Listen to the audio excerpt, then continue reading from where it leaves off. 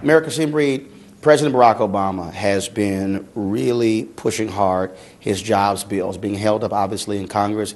Republicans don't want to move forward in the House. Some Democrats have some issues when it comes to the millionaire tax in the Senate. From a mayor's perspective, how important is this jobs bill when it comes to the unemployment rate in your city?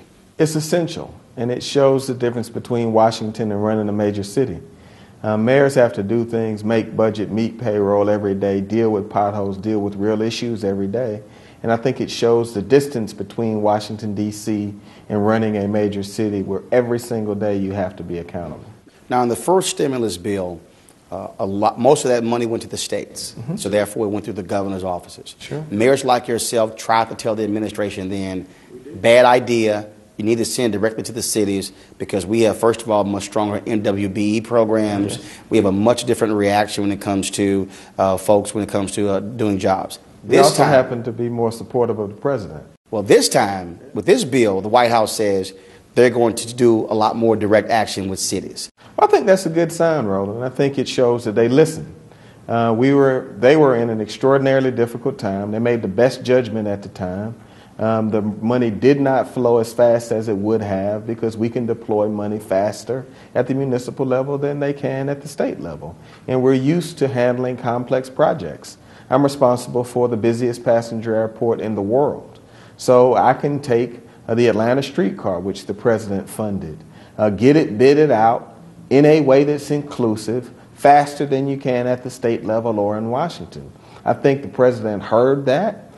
They listened to, the traditional people on the first time, but I think they're listening on the second time. So I think it's growth. What would you advise him in terms of trying to navigate the gridlock in D.C. where Republicans simply are saying no, no, no? I mean, what would you say to him to get this over the hump? Because it seems they don't want anything that has his name attached to it. I think I would tell him don't get tired. I think that when you're making a constant case about why this is so needed, and you hear yourself 50 times, you can start to believe that people don't want to hear you. That's not true.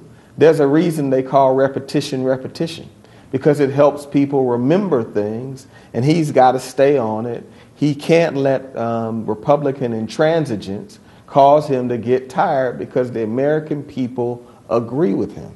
So I think just in the case with the negotiation around the debt ceiling, the American people agree with him. Don't get tired and stop listening to the echo changer from the far right of the United States of America, because they pound their message again and again and again. So you just have to stay out here with yours. You can't get tired. And don't believe people understand and hear it. And he's traveling around the country. I mean, he was in the Dallas area this week. He's going to be going to North Carolina and Virginia. And so being on the road, taking the message on the road directly to the voters. That to me, I think, is obviously a smart message because, look, you've got to be outside of Washington, D.C. And so do you also think, though, he should be going to those red states? Georgia's a red state, going to Mississippi and Alabama saying, you're some of the poorest in America, right. And where are your folks helping you? There's no question he should be going to these states. And he also needs to hold people accountable that they funded the original stimulus money too. I mean, there's $300 billion that did go out where government officials made a promise that we were going to get these projects out, and that money is not flowing. If I were in the position of advising the president, I would tell him to hold those individuals accountable and find out where those dollars are and really cause those folks to push them out. Because that's a promise they made to the United States of America. When you applied for stimulus, American Recovery and Reinvestment Funds, you gave the United States of America a time certain for pushing those dollars into the economy. You knew it when you took the deal.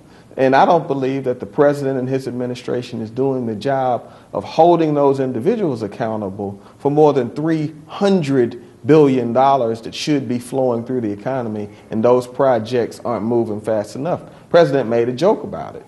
He said that the projects that were supposed to be shovel-ready weren't shovel-ready.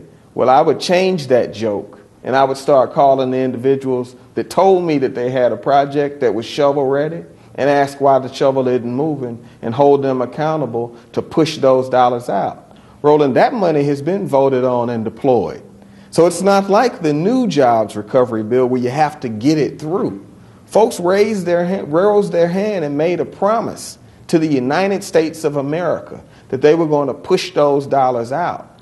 And there are a ton of excuses being used as to why these projects aren't moving. And I think that the White House needs to be a bit tougher in that regard.